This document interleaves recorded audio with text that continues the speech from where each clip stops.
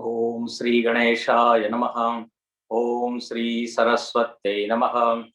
ओम श्री गुरुभ्यो नमः। सदाशिवसमारम्भां शङ्कराचार्यमध्यमाम् अस्मदाचार्यपर्यन्तां वन्दे गुरुपरम्पराम्। श्रुतिस्मृतिपुराणानाम् आलयं करुणालयं नमामि भगवत्पादं शङ्करं लोकशङ्करम्। शङ्करं शङ्कराचार्यं केशवं बादरायणं सूत्रभाष्यकृतौ वन्दे भगवन्तौ पुनः पुनः। समस्तजनकल्याणे निरतं करुणामयं नमामि चिन्मयं देवं सद्गुरुं ब्रह्मविद्वरम्।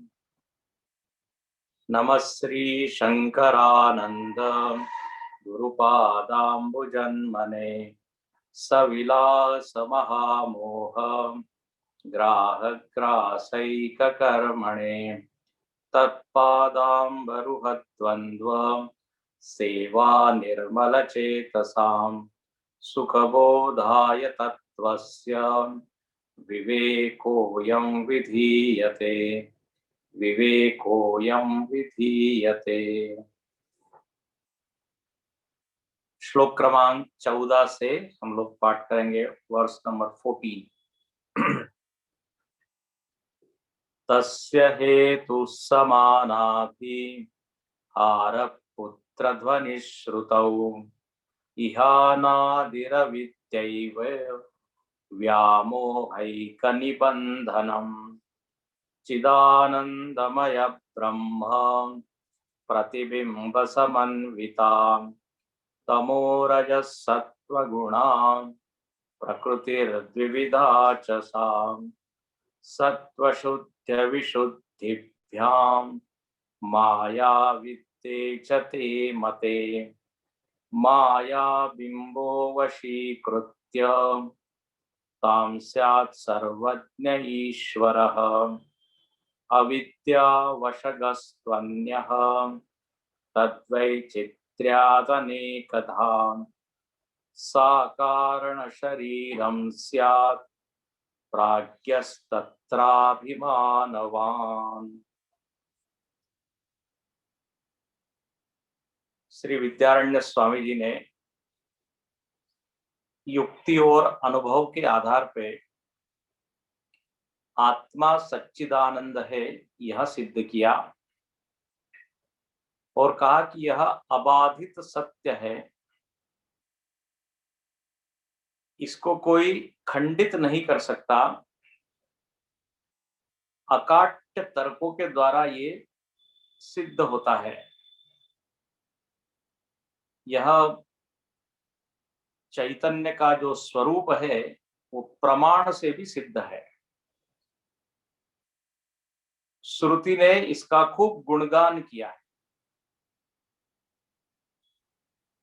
तो श्रुति के आधार पर, युक्ति के बल पर और अनुभव उसको देखते हुए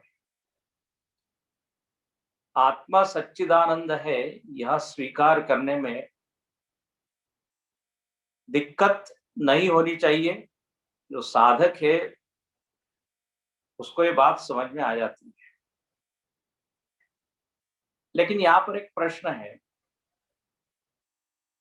कि आत्मा का यह स्वरूप, आत्मा मतलब मेरा, यदि यह स्वरूप है और ये सत्य है तो उतने विश्वास के साथ हम क्यों नहीं बोल पाते कि हाँ मैं सच्चिदानंद हूं, मैं जन्म मरण के परे हूं, सबसे अधिक आनंद मुझ में ही है। ऐसा उतना संशय रहित होके क्यों नहीं बोल पाते? तो इसका उत्तर यहां दिया गया। बोले प्रतिबंध आ गया। सत्य कुछ भी हो, लेकिन यदि प्रतिबंध आ जाए तो वो सत्य हमारी आंख से ओझल हो जाता है। हमने उदाहरण कल दिया था अंधकार का। वस्तु जस के तस है, बिल्कुल अपने निकट है, लेकिन फिर भी उसका ज्ञान नहीं होता। उसमें हेतु है प्रतिबंध। और प्रतिबंध की परिभाषा हमने देखी कल।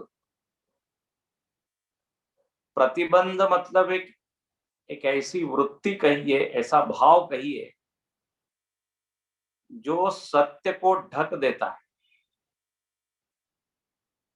और ढक देता है इतना ही नहीं, बल्कि वो दिखाता है कि वो है ही नहीं, वो वस्तु वहां पे है ही नहीं, और वो आपको दिख सकती नहीं। ऐसा कुछ वो प्रतिबंध करता है। इसलिए जब आत्मज्ञान की चर्चा समाज में की जाती है कि आत्मा निर्गुण है, निराकार है, नित्य है, तो कई लोग हंसी उड़ाते हैं, बोले क्या बात कर रहे हो, सब काल्पनिक बातें हैं। क्या आत्मा परमात्मा? मेरा जन्म हुआ है, मुझको मालूम है, मैं दिन भर दुखी रहता हूं, कहां से आप आनंद की बात कर रहे हैं? तो प्रतिबंध इतना जबरदस्त है कि स्वप्न में भी हम ये नहीं सोच पाते कि मैं ब्रह्म हूं, मैं आत्मा। तो बोले कौन सा प्रतिबंध है, उस प्रतिबंध का नाम क्या है? तो यहां बताया अविद्या। यह अनादिर अविद्यैव व्यामोहैक निबंधन। अब जब ये अविद्या शब्द का यहाँ उल्लेख हुआ, तो उसकी व्याख्या करने के लिए विद्यारण्य स्वामी जी कहते हैं कि एक प्रकृति नाम की चीज है, जो त्रिगुण के रूप में अनुभव में आती है। अब ये त्रिगुणों की भी चर्चा बाह्य जगत में तो होती नहीं। बाह्य जगत में सद्गुण दुर्गुणों की चर्चा हो सकती, अच्छे गुण बुरे गुण, गुड एंड इविल्स, इन सब की चर्चा होती है। लेकिन त्रिगुण ये बिल्कुल एक पारिभाषिक शब्द है, उसका एक विशेष अर्थ है। जैसे विज्ञान में जब कोई शब्द का उच्चारण किया जाता है, तो उसको वहां परिभाषित किया जाता है और उसका वही अर्थ लिया जाता है। अब वर्क, जैसे एक शब्द है वर्क, WORK, वर्क। अब सामान्य व्यवहार में वर्क मतलब हम क्या कहते हैं? काम। मुझको बहुत वर्क है, वर्कोहोलिक, जो बहुत काम काम काम में लगा रहता है। लेकिन वही वर्क की परिभाषा फिजिक्स में अलग हो जाएगी। फोर्स इनटू डिस्प्लेसमेंट वगैरह। तो वहां पे शब्द वही है, लेकिन उसका एक विशेष अर्थ लिया जाए। सिल्वर, जैसे सिल्वर चांदी, तो वहां पे उसका एक विशेष फार्मूला है। हाँ, उसका उसके गुण वहां बताए। सामान्य मतलब हम क्या, चांदी मतलब चांदी के पात्र बनते हैं, चांदी के आभूषण बनते हैं, लेकिन वहां पर उसका एक विशेष अर्थ हो। तो विज्ञान में यदि शब्दों का प्रयोग होता है, तो मनगढ़ंत अर्थ हम नहीं ले सकते। साउंड, तो साउंड का एक विशेष अर्थ है। हाँ, उसकी परिभाषा है। लाइट, उसकी परिभाषा है। तो ऐसे ही त्रिगुण, त्रिगुण मतलब कोई से भी तीन गुण, ये नहीं। त्रिगुण का एक विशिष्ट अर्थ ही होगा सत्वगुण, रजोगुण, तमोगुण। और फिर उसका लक्षण भी बताया कि इसको कहते हैं सत्वगुण, इसको कहते हैं रजोगुण, इसको कहते हैं तमोगुण। ये वेदांत भी एक विज्ञान ही है। एकदम वैज्ञानिक पद्धति से चिंतन यहाँ होता है। तो कहते हैं प्रकृति है। अब देखो, प्रकृति ये शब्द कल भी हमने बताया था। प्रकृति शब्द का व्यवहार खूब होता है जगत, लेकिन वेदांत में प्रकृति का एक विशिष्ट अर्थ। अब जैसे संयम शब्द है, योग शास्त्र में संयम का एक विशेष अर्थ है, त्रयम एकत्र संयम। ध्यान, धारणा, समाधि तीनों को मिला के जो होता है उसको कहते हैं वहां संयम। सामान्य व्यवहार में संयम मतलब क्या? नियंत्रण, कंट्रोल। तो ये जाननी चाहिए उसके एक शब्दावली, डेफिनेशंस। तो प्रकृति त्रिगुणात्मिका है और इसके ही दो रूप हो गए हैं, एक को कहते हैं माया और एक को कहते हैं अविद्या। और ये माया और अविद्या को उपाधि कहा जाता है, उपाधि। और इस उपाधि में जो ब्रह्म तत्व है, जिसको हमने सिद्ध किया था सच्चिदानंद है, उसका प्रतिबिंब पड़ा है, प्रतिबिंब समन्विता चिदानंदमय ब्रह्म। तो अब ये सब व्याख्या क्यों की जा रही है उपाधि की, प्रतिबिंब की? कलम ने थोड़ा संकेत किया था कि आज हम क्या हैं, हमारा जीवन क्या है, हमारे जीवन में ये शरीर क्यों मिला है, शरीर की क्या भूमिका है, सुख दुख क्यों है, इन सब की यदि हमको व्याख्या करनी है तो ये उपाधि और उपाधि में पड़ा हुआ प्रतिबिंब, इन सब की चर्चा करनी आवश्यक हो जाती है। यहां पर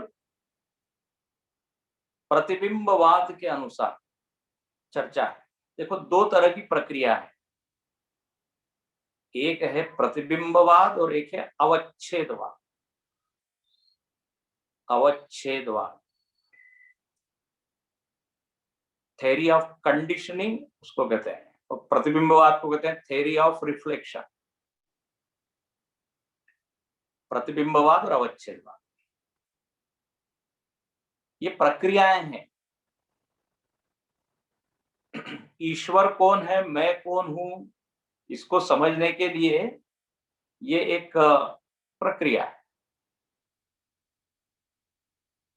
अविद्या के कारण क्या हुआ, तो बोले आरोप हो गया। ये उपाधियों के आरोप चेतन पर हो गए, और बस यही प्रतिबंध है। तो देखो, हमको यदि अपना स्वरूप ठीक जानना है तो प्रतिबंध को समझना पड़ेगा कि नहीं, उपाधि को समझना पड़ेगा कि नहीं।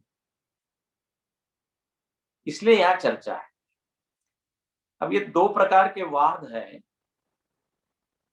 दोनों का प्रयोजन केवल एक ही है। ध्यान से सुनना, कौन सा सही है, कौन सा गलत है, कौन सा अच्छा है, कौन सा बुरा है, इसकी चर्चा करने के बजाय इसका प्रयोजन समझना चाहिए। इसका प्रयोजन केवल यही है कि जो सच्चिदानंद चेतन है, उसके साथ कुछ चीजें संलग्न हो गई। संलग्नता बताने के लिए ये प्रतिबिंबवाद और अवच्छेदवाद। समथिंग गॉट कनेक्टेड, हालांकि कनेक्ट हुई नहीं, लेकिन कनेक्ट हुई सी लगती है। सच्चिदानंद शुद्ध नहीं रहा, कुछ चीजें उसमें जुड़ गई है। बस ये दिखाने के लिए ये दो तरह के वाद, और वो विचार से उसको आप हटा सकते हैं, क्योंकि वास्तव में वो जुड़े हुई नहीं है। अब जैसे प्रतिबिंबवाद का उदाहरण है कि एक ही सूर्य है, लेकिन हमने अलग अलग घट रखे हैं, उसमें पानी भरा हुआ है, बाल्टी है, एक बड़ा तालाब है। तो एक ही सूर्य अनेक रूप में दिखाई देने लगता है। मतलब क्या हुआ, सूर्य से कुछ चीज संलग्न हो गई, और वो संलग्न होने वाली चीज है पानी। और उसके कारण क्या हुआ, एक जो ब्रह्म था वो अनेक अनेक प्रतिबिंब के रूप में भासने लगा, उसी को कहते हैं जीव। यदि सच्चिदानंद चैतन्य एक है तो ये अनेक क्यों हो गए? तो बोले अनेकता का कारण ये उपाधि है। सूर्य प्लस पानी, पानी से जुड़ गया सूर्य, हालांकि जुड़ा हुआ नहीं है लेकिन लगता है, और इसलिए फिर प्रतिबिंब हो गए।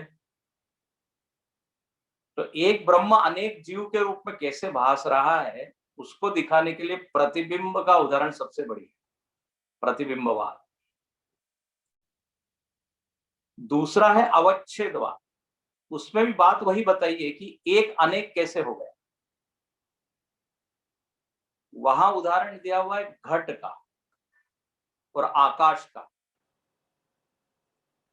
Space is there, space which has got no form, formless, व्यापक है। लेकिन वही एक आकाश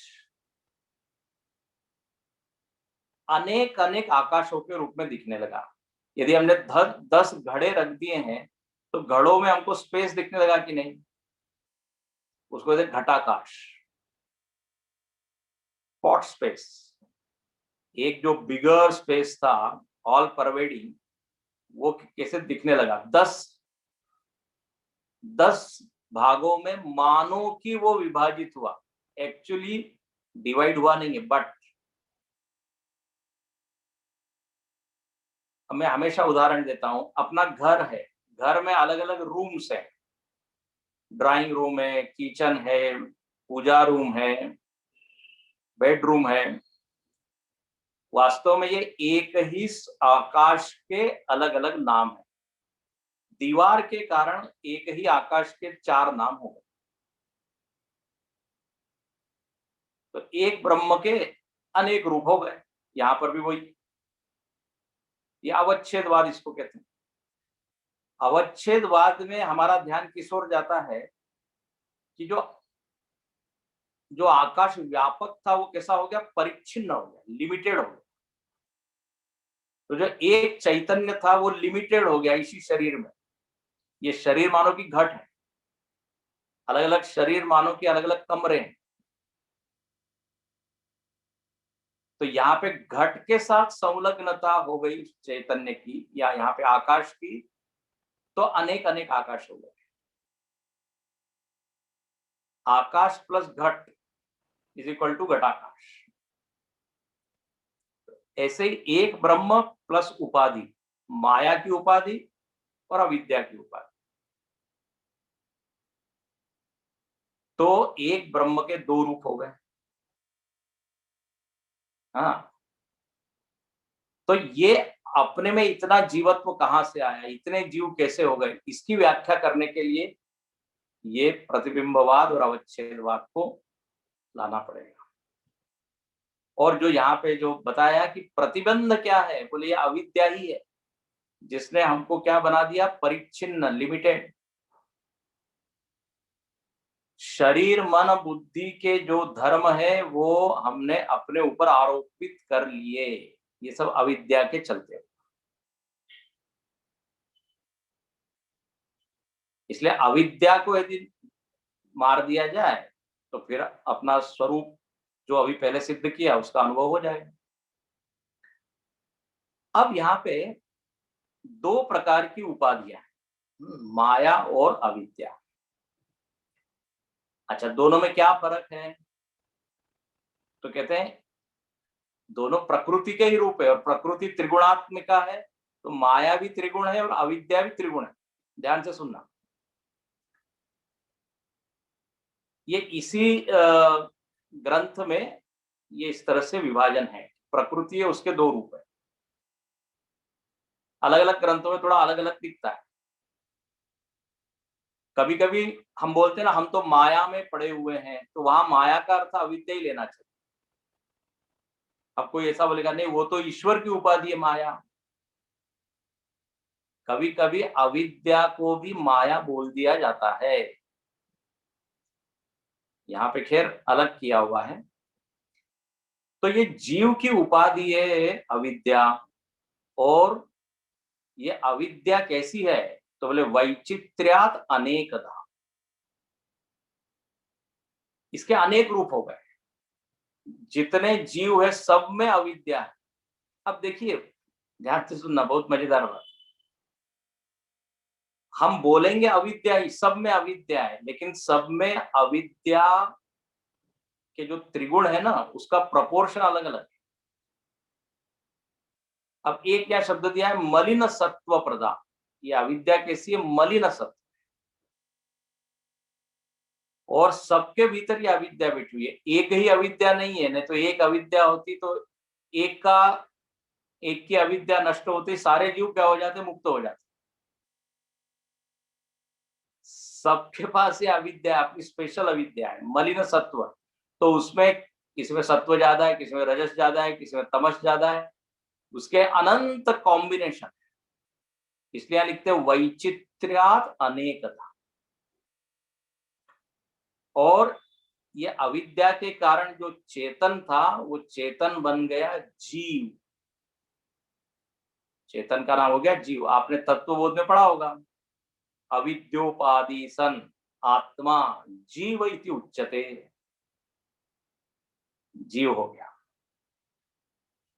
और इसकी उपाधि अविद्या, जिसमें मलिन सत्व उसको कहते हैं। दूसरी तरफ जो माया है, चेतन ने जब माया की उपाधि ओढ़ी है तो उसका नाम हो गया, उसी चेतन को कहते हैं ईश्वर। अच्छा, उस माया की क्या विशेषता है? कल हमने बताया था, माया शुद्ध सत्व प्रधान है, वहां सत्व का डोमिनेशन है। और माया एक है तो ईश्वर भी एक है। ये दोनों में फर्क है। और एक सबसे इंपॉर्टेंट फर्क माया और अविद्या का है, वो ये है कि माया बिंबो वशीकृत्य, जब चेतन माया से युक्त हुआ तो उस चेतन को कह दिया ईश्वर। और वो जो ईश्वर है वो माया का गुलाम नहीं। ध्यान से सुना, ये सबसे बड़ा फर्क। माया से युक्त है, माया से जुड़ा हुआ है, लेकिन माया के अधीन नहीं है,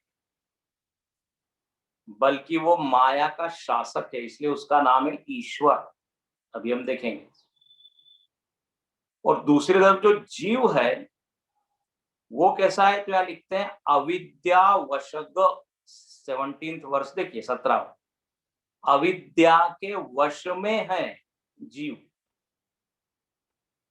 ध्यान से सुनिएगा, एक है अविद्या वशग,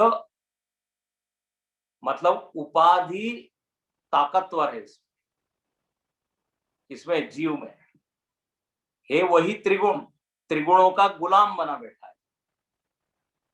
वेरेस ईश्वर जो है वो वशीकृत्य,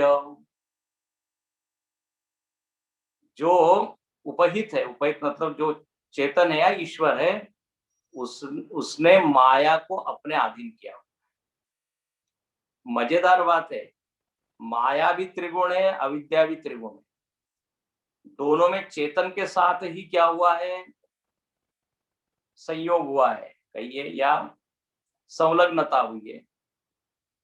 लेकिन फर्क है, एक गुलाम बन गया और एक ने गुलाम बना दिया। इसका एक बहुत बढ़िया उदाहरण हमारे स्वामी जी ने दिया। बोले एक बार एक पिताजी बच्चे को लेके कहीं रास्ते पे जा रहे थे, तो रास्ते में देखा कि 4-5 पुलिस वाले आसपास चल रहे हैं और एक व्यक्ति बीच में है। ऐसा दृश्य देखा, 5 पुलिस वाले घेरे हुए हैं और बीच में एक है और ऐसे चले जा रहे हैं। तो बच्चे ने पूछा ये कौन है? तो पिताजी ने कहा ये अपराधी है, ये चोर है। इसको पकड़ के ले जा रहे हैं कौन? ये पुलिस वाले। बच्चे ने कहा अच्छा ठीक है, मैं समझ गया, ये चोर है, अपराध है, इसने गलत काम किया है, इसलिए पकड़ के ले जा रहे हैं। अच्छा, दूसरे दिन फिर वो रास्ते पे निकले और दूसरे दिन भी देखा उन्होंने कि एक आदमी बीच में है और 4-5 पुलिस वाले आगे पीछे चल रहे हैं। तो बच्चा एकदम चिल्लाया, चोर चोर। पिताजी ने कहा चुप रहो, ये चोर नहीं है। तो बच्चे ने कहा कल तो आपने यही बोला था ना कि व्यक्ति उसके आसपास यदि पुलिस है तो वो चोर है। बोले नहीं, ये चोर नहीं है, ये सीएम साहब है, चीफ मिनिस्टर है। अब ये चीफ मिनिस्टर या कोई भी नेता है, उसके आसपास भी पुलिस वाले हैं, चोर के आसपास भी पुलिस वाले हैं। हाँ, लेकिन दोनों में फर्क क्या है? एक में पुलिस वालों के ऊपर शासन है, हाँ, जहां तक चीफ मिनिस्टर की बात है, और दूसरी तरफ पुलिस वाले जो है वो चोर के ऊपर शासन। एक में पुलिस वाले शासित है और एक में शासन करने वाले, है ना? बड़ा बढ़िया उदाहरण। तो दोनों तरफ अविद्या और माया में त्रिगुण ही है, और त्रिगुणों से उपहित चेतन ही है, लेकिन एक जगह उसकी स्थिति बड़ी बुरी हो गई। अविद्या वशगस्तन्य वैचित्र्याद अनेकधा। और दूसरी तरफ, आहा, दूसरी तरफ तो वो त्रिगुण बेचारे गुलाम बने हुए। इसलिए हमारे स्वामी जी लोग इसको कहते हैं, एक है मायापति और एक है माया दास। स्वामी पुरुषोत्तमानंद जी हमेशा है बोलते। तो अविद्या वशक, जीव जो है वो, उसकी उपाधि ये अविद्या है जिसमें मलिन सत्व है। अब देखो ध्यान से सुनना, दोनों की उपाधियों का जरा विश्लेषण किया जाए और उस चेतन पर क्या प्रभाव होता है, जरा इसको देखें। बहुत बढ़िया विश्लेषण है। जीव जो है वह मलिन सत्व की उपाधि से घिरा हुआ है। तो देखो, जहां पे मलिनता होगी ना, जहां अंतःकरण मलिन होगा वहां पराधीनता होगी, वहां वो दास होगा। और ये व्यवहार में आप देख सकते हैं, अंतःकरण में यदि मलिनता हो तो वो परतंत्रता का अनुभव करेगा। मन जब अशांत होता है, उद्विग्न होता है, मलिन होता है, तो मानता नहीं। मन हमारे ऊपर शासन करता है कि नहीं? मलिन मन में काम क्रोध इत्यादि का पावर जबरदस्त होता है। और कामावेश हो तो व्यभिचारी होता है व्यक्ति, क्रोधावेश हो तो हिंसक हो जाता है, लोभ का आवेश हो तो सबको लूटने लगेगा। तो वास्तव में तो मन वाले हम हैं, हमारा मन के ऊपर नियंत्रण होना चाहिए। लेकिन मलिन जब उपाधि है, मलिन मन जो है, तो इसमें आप देखेंगे परवशता, पराधीनता, असंयम, आचरण भी गड़बड़, और हम बिल्कुल मन के आगे हाथ जोड़ के खड़े रहते हैं। जो मन कहता है वो हम, हमारा क्या हो जाता है? स्वामी हो जाता है। देखा जाता है मलिन उपाधि में ये सब घटते हुए हम देखते हैं, ये अनुभव की बात। अच्छा, वही आप देखिए, यदि हमारा मन शुद्ध होने लगे तो शुद्ध मन जो है वो आज्ञाकारी होता है, शुद्ध मन शांत होता है,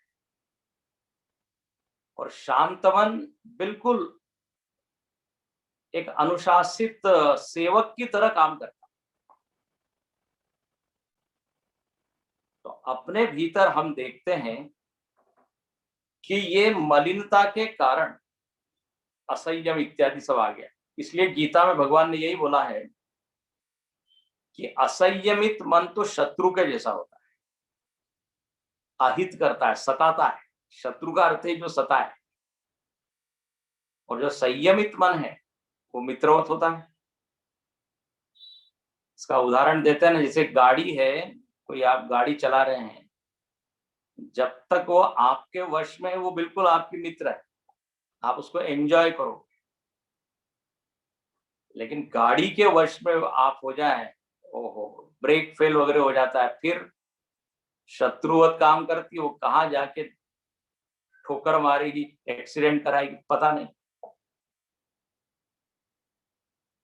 तो ये अविद्या ऐसी गड़बड़ चीज है जो हमको पूरी तरह क्या करती है, दुखी बना देती है। ये है। तो अपनी उपाधि का तो हम क्या करते हैं, अनुभव कर सकते हैं, और कैसे इस उपाधि का प्रभाव अपने ऊपर होता है हम देख सकते हैं। तो इसलिए लिखते हैं कि जीव क्या है, गुलाम है। परवश जीव स्ववश भगवंता। जीव और ईश्वर में एक बड़ा फर्क है। जीव परवश है और ईश्वर स्ववश है, स्वतंत्र है। तुलसीदास जी कहते हैं, किंकर कंचन कोह काम के। तुलसीदास जी कितनी ईमानदारी से बात करते हैं।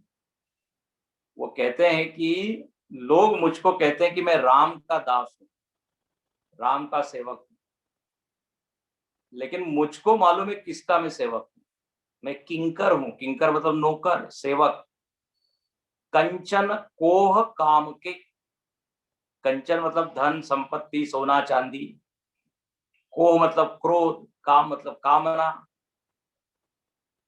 मैं इन्हीं का सेवक हूं।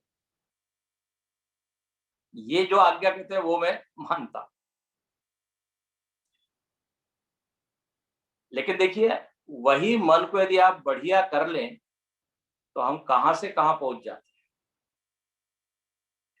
देखिए, ऐसा है, बाह्य परिस्थिति कितनी भी अनुकूल हो, ध्यान से सुनना,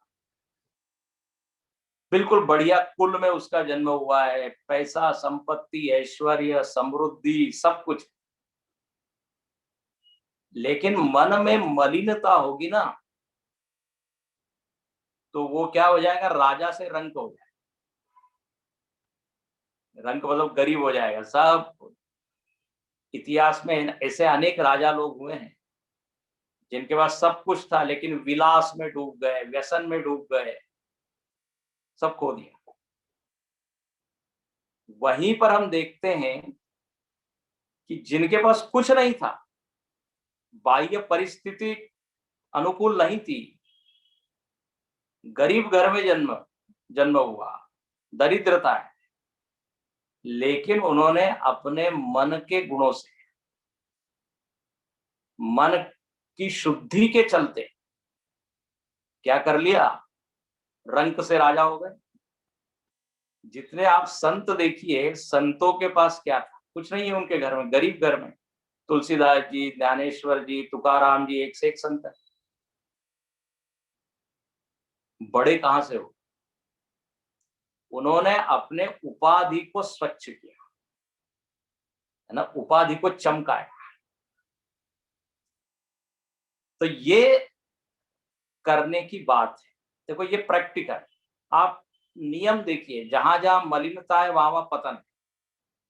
ये साहचार, इसको कहते हैं साहचार, साथ में चलने वाले। ये व्याप्ति कहते हैं तर्क की भाषा में, व्याप्ति। जैसे धुएं का संबंध अग्नि से,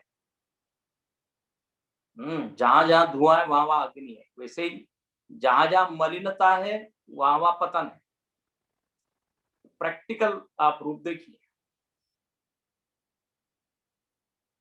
थ्योरी में तो यह है कि जीव की उपाधि ऐसी है, मलिन है, इस कारण वो बंधन में है, दुखी है। व्यवहार में भी देखिए। तो ये तो हुई जीव की कथा। अच्छा, अब चलिए ईश्वर की, ईश्वर की उपाधि। अब ईश्वर की उपाधि का हमको अनुभव नहीं है, ध्यान से सुनना। लेकिन क्या है, हम अनुमान तो कर सकते हैं ना। इसलिए ईश्वर का हम अनुमान करते हैं, विचार करते हैं, युक्ति से, तर्क से। ईश्वर की उपाधि बताई कि सत्व शुद्धि प्रधान, ऐसा उसको, मतलब जहां सत्व का डोमिनेशन है, सत्व का शासन है, रजोगुण और तमोगुण गुलाम बने। इसकी और चर्चा हम आगे करेंगे, लेकिन अभी इतना समझिए कि उसकी उपाधि चमकदार है। जैसे कल हम बता रहे थे, यदि पानी बढ़िया हो तो रिफ्लेक्शन एकदम सुंदर होगा। तो ईश्वर की उपाधि में तेजस्विता है, इसलिए आप देखिए उसकी उपाधि का ही गुण है कि वह जो चेतन है वो क्या बन गया, ईश्वर। और ईश्वर का अर्थ होता है शासन करने की सामर्थ्य, जिसमें ईश धातु से बनता है ईश्वर। देखो, जीव और ईश्वर में चेतन समान है, ध्यान से सुनना। चेतन के बारे में कोई कम ज्यादा नहीं है, कॉन्शियसनेस इज सेम। लेकिन फर्क क्या हो गया, एक गुलाम बना हुआ है, एक दीनहीन दुखी बना हुआ है, और एक शासक बना हुआ है। तो शासकत्व में हेतु क्या है? बोले क्योंकि उसकी उपाधि बढ़िया क्वालिटी की। इसलिए मराठी में एक अभंग है, कानोबा तुझी घोंगडी चांगली, आमासी का दिली वांगी। भगवान से शिकायत कर रहे हैं, आपने तो बढ़िया वाला वेश धारण कर लिया, हमको ये कटाफटा। तो सत्व शुद्धि का देखिए परिणाम आप देखिए, ईश्वर वो बना है और ईश्वर में क्या आ गया, शासन की सामर्थ्य। मतलब यहां पर ये निकलता है कि जितना हमारा क्या कहते हैं उपाधि सुंदर होगी, स्वच्छ होगी, उतना उसमें शासकत्व की सामर्थ्य है। ईश्वरत्व, इसलिए लिखते हैं वो ईश्वर माया बिंबो वशीकृत्य, जो माया का बिंब है ईश्वर, उसने क्या किया हुआ है, तो बोले वश में किया हुआ है। ये फर्क है। जितनी शुद्धि होगी उतना हम भी ईश्वरवत होने लगे, क्योंकि ईश्वर की उपाधि हमको पता थी। ईश्वर की उपाधि ही कारण है उसको महान बनाने। देखो चेतन तो अपने पास भी है ना। अच्छा, ईश्वर किसको कहते हैं, तो वेदांत में एक परिभाषा है कि जिसके पास ज्ञान है, जिसके पास श्री है, संपत्ति है, जिसके पास धर्म है, धर्माचरण जो करता है, जो विरक्त है, वैराग्य है जिसके पास, जो यशस्वी है और जो मुक्त है, उसको कहते हैं ईश्वर। ईश्वर में 6 गुण आ गए बिकॉज ऑफ दिस गुड उपाधि। क्या है, ज्ञान है उसमें। इसलिए देखो यहां लिखते हैं सर्वज्ञ, सर्वज्ञ। जीव में हम देखते हैं, जीव में जो अविद्या है वो भी त्रिगुणात्मक है, ये भी त्रिगुणात्मक है। लेकिन जीव में जो सत्व गुण है ना, वो रजस और तमस के कारण ढका हुआ है, इसलिए ज्ञान उसका कम। जरा अपनी उपाधि को आप देखिए फिर से, हमारे भीतर सत्वगुण, रजोगुण, तमोगुण है, और ये तीनों गुण क्या करते हैं, प्रतिबंध का काम करते हैं। शुरुआत वहीं से हुई थी, अविद्या मतलब प्रतिबंध, और प्रतिबंध मतलब ढक देना। हमको अपना ज्ञान नहीं हो रहा है, ये त्रिगुण की उपाधि के कारण, ये अविद्यात्मक है। ध्यान से सुनना, अविद्यात्मक मतलब अज्ञानात्मक। इसलिए गीता के 14वें अध्याय में बड़ा विस्तार से वर्णन किया और बताया कि ये जीव में त्रिगुण बांधते हैं उसको, ईश्वर में बांधते नहीं है, वहां बांधते हैं। तमोगुण अपने स्वरूप को ढक देता है, ये तो स्पष्ट ही है। तमोगुण तो अंधकार की तरह, तमोगुण आने पर तो आत्मा की बात छोड़ दीजिए, सामान्य ज्ञान भी हमारा ढक जाता है। कोई विद्यार्थी क्लास में बैठा है, बैठा क्या सोया है, तो सामान्य उसको गणित या विज्ञान जो पढ़ाया जा रहा है वो भी ग्रहण नहीं होगा। तो तमोगुण तो अविद्यात्मक है पक्का, इसमें कोई ज्यादा कठिनाई नहीं समझनी। रजोगुण भी जब आता है वो भी अपने ज्ञान को छिपा देता है। रजोगुण मतलब क्रिया बाहुल्य। वो पुराणों में कथा आती है, भागवत जी में, जो ब्रह्मा जी है ना, ब्रह्मा जी के पास उनके पुत्र सनकादि ऋषि कुछ प्रश्न लेके गए, थोड़े हमारे प्रश्न है, उसको आप उसका उत्तर दीजिए। ब्रह्मा जी ने क्या कहा मालूम है? ब्रह्मा जी ने कहा, अहम तु कर्मधी, मेरी बुद्धि अभी कर्म से आक्रांत है, कर्म में फंसी हुई है, मुझको तुम्हारे प्रश्न ही समझ में नहीं आ रहे, उत्तर तो दूर की बात। तो जब बहुत ज्यादा रजोगुण होता है तो बिल्कुल ज्ञान को ढक देता है। इसलिए जब हम प्रवचन इत्यादि सुने तो 15 मिनट 20 मिनट पहले शांति से बैठे, उसके बाद सुने। भाग दौड़ के हम आते हैं तो रजोगुण बढ़ा हुआ रहता है। एक जगह मैं बता रहा था, एक जगह कि एक व्यक्ति है, वो कह रहे थे कि जिस दिन प्रवचन होता है उस दिन हम ऑफिस से जल्दी आ जाते हैं, आधा घंटा कुछ किसी से बोलते नहीं, फिर सुनते हैं, तो श्रवण की क्वालिटी बेटर होती है। जो ग्रास्पिंग है, जो ग्रहण है, बढ़िया होता है। इसका मतलब क्या हुआ? रजोगुण कम किया, ज्ञान बढ़ गया। तो रजोगुण भी आवरण का काम करता है। जब तीसरा का सत्व गुण, ये जीव की कथा है, सत्व गुण भी बंधन का काम कर देता है। अरे भाई, सत्व से तो ज्ञान होता है, अभी अभी आप बता रहे जितना सत्व होगा ज्ञान अच्छा होगा, यही तो मजेदार बात है। जो सत्व गुण मुक्त करने वाला है वो बांधने का भी काम करता है। ज्ञान संगेन सुख संगेन बदनाती, गीता में लिखा है। हम सत्व से ही बंध जाते हैं। सात्विक व्यक्ति मतलब क्या?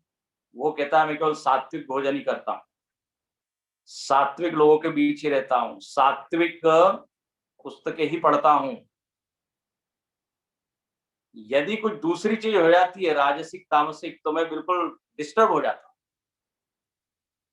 अब एक तरह से ये भी क्या हो गया, बंधन ही हो गया कि ना, कैद खाना हो गया। सत्व का जो जो सुख है वो भोग का सुख नहीं है, डेफिनेटली। सात्विक व्यक्ति अपने चित्त की अवस्था का ही आनंद लेता है, उसका मन शांत रहता है, गुणों से भरा रहता है।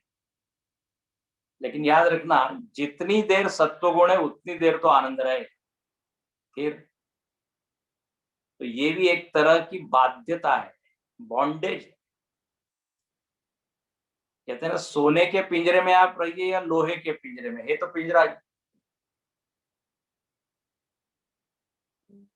तो इस तरह से ये त्रिगुण अविद्यात्मक है, अज्ञानात्मक है, ढकते हैं। और प्राय व्यक्ति के भीतर रजोगुण तमोगुण की अधिकता ज्यादा होती है, इसलिए लिख दिया मलिन सत्व। लेकिन आप ईश्वर की उपाधि देखेंगे तो फिर से आप चलिए, उसमें 6 गुण आ गए हैं। और जिसमें ये 6 गुण है ना, ध्यान से सुनना, धर्म है, श्री है, बल है, ज्ञान है, वैराग्य है, ऐसा व्यक्ति ही शासन करने में समर्थ होता है। ध्यान से सुनना है, बहुत महत्वपूर्ण बात। ईश्वरत्व का हेतु किसमें है? What is the cause of rulership? कैसे हम शासन कर सकते हैं? तो बोले ज्ञान, ज्ञान के बल पे शासन होता है। ईश्वर का ज्ञान चमकदार है और वो ज्ञान उसका कभी लुप्त नहीं होता, वो कभी अज्ञानी नहीं होता। ध्यान से सुनना है, जीव तो अज्ञानी होता है, गुरु के पास जाता है, फिर ज्ञान को प्राप्त करता है, फिर मुक्त होता है, लेकिन ईश्वर हमेशा ही ज्ञानी है। तुलसीदास जी ने बहुत सुंदर बात लिखी, सहज प्रकाश रूप भगवाना, नहीं तह पुनि विज्ञान विहाना। बहुत ही बढ़िया उदाहरण। बोले जीव और ईश्वर में फर्क क्या है? जीव के जीवन में अंधकार है, अविद्या है, एक दिन उसको विद्या मिलेगी और वो मुक्त होगा, ज्ञानी होगा। लेकिन ईश्वर कैसा है? तो बोले वहां ज्ञान का सूर्योदय नहीं है, नहीं तह पुनि विज्ञान विहाना। विहान मतलब सूर्योदय। अभी तक तो अंधेरा था, अब सूर्य का उदय हुआ तो अंधेरा छट गया। बोले ईश्वर के जीवन में कभी अंधकार था ही नहीं, तो वहां उदय की कोई बात ही नहीं, नित्य मुक्त है। अरे भाई, यदि ईश्वर भी ये उपाधि के कारण बंध जाए तो फिर हमको छुड़ाएगा कौन? स्वयं ही बद्ध है, तो हम जैसे बद्धों को कौन? जो छुड़ाने वाला है वो तो मुक्त होना चाहिए ना। तो बोले ईश्वर मुक्त है, उसमें ज्ञान निरंतर है, इसलिए उसका नाम है श्रवण। और जिसमें ज्ञान होता है, याद रखना, वो शासक होता है। अब जितने ये आईएएस आईपीएस सारे ऑफिसर होते हैं, उनका शरीर तो दुबला पतला है, लेकिन वो शासन कर रहे हैं। किसके बल पर? ज्ञान के बल पर। उन्होंने प्रतिस्पर्धा को फेस किया और सिद्ध किया कि हमारे में ज्ञान है, ज्ञान ग्रहण कर सकते हैं, लोगों को गाइड कर सकते हैं। इसलिए देखिए, शासन तंत्र के पीछे एक पूरा चेन होता है। वही वो मंत्री जी को सलाह देते हैं, गाइड करते हैं, पीछे से वही शासन कर रहे हैं। आर्मी में जनरल्स होते हैं, और जो सिपाही है वो तो बड़ा हट्टा कट्टा 6 फीट। जनरल हो सकता है हाइट में कम हो, उसकी शरीर भी उतना नहीं, लेकिन वो पूरे बटालियन को क्या कर रहा है? कंट्रोल कर रहा है, क्योंकि उसको ज्ञान है। जगत में हम देखते हैं नॉलेज इज, कहते हैं नॉलेज इज पावर। एक मजदूर काम करता है और एक जो मालिक है वो काम कर रहा है। इतने सारे मजदूर काम कर रहे हैं, श्रमिक काम कर रहे हैं, उनका शरीर, उनका बल बहुत है, ज्यादा मेहनत कर सकते हैं, लेकिन फिर भी वो आज इनके अंडर है। क्यों? क्योंकि ज्ञान में फर्क है। तो भगवान में चूंकि ज्ञान है, इसलिए ईश्वरत्व है, ये ध्यान से। फिर बल, ईश्वर में बल है, बल भी शासक का हेतु है। मतलब शासन करने के लिए बल भी चाहिए, निर्बल व्यक्ति क्या शासन करेगा? बल हो, उसके बाद श्री हो, धन। भगवान का एक नाम है श्रीपति। हमारे स्वामी जी बड़ा अच्छा उदाहरण दे रहे थे। बोले कोई बलवान हो, है ना, कोई राजा है, बलवान है, लेकिन उसके बाद धन संपत्ति नहीं है, तो वो ज्यादा देर शासन नहीं कर पाता। किसी शत्रु राजा ने यदि आक्रमण कर दिया तो कितनी देर तक वो लड़ पाएगा? उसके पास पैसा ही नहीं है, सेना को क्या खिलाएगा, क्या पिलाएगा? उदाहरण वो दे रहे थे कि राणा प्रताप के साथ यदि भामाशाह नहीं होते तो कितनी देर तक वो लड़ सकते थे। आर्मी के पास आर्मी का बजट होता है, बजट जब ज्यादा हो तो ज्यादा अस्त्र शस्त्र खरीद सकते। वो हमारे स्वामी जी बता रहे थे, बोले बोफोर्स का एक जो गोला होता है वो कितने हजारों रुपए का होता है, 20-22 हजार। और धनाधन दिन भर चल रहे हैं, कितना धन चाहिए। तो यदि हमको जीतना है, शासन करना है, श्री की जरूरत है, बल की जरूरत है। देखो रावण के पास भी श्री और बल तो था, लेकिन उसका मन चूंकि मलिन था, हाँ, इसलिए वो शासक ज्यादा देर तक नहीं टिक पाया, उसका शासन मारा गया। तो धर्माचरण भी होना चाहिए, इसलिए तीसरा है धर्म। राम जी के पास कुछ सेना नहीं है, वानरों की सेना है, लेकिन पराजित किया राक्षसों को। उनके पास धर्म है, पांडवों के पास धर्म का बल। यतो धर्मस्ततो जया। तो ईश्वर मतलब कौन, बोले जो धर्म से भरा हुआ है। तो इसका श्री है, धर्म है, बल है, वैराग्य है।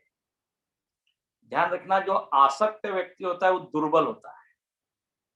आसक्त व्यक्ति शासन नहीं कर सकता, वो स्वयं ही गुलाम है विषयों का।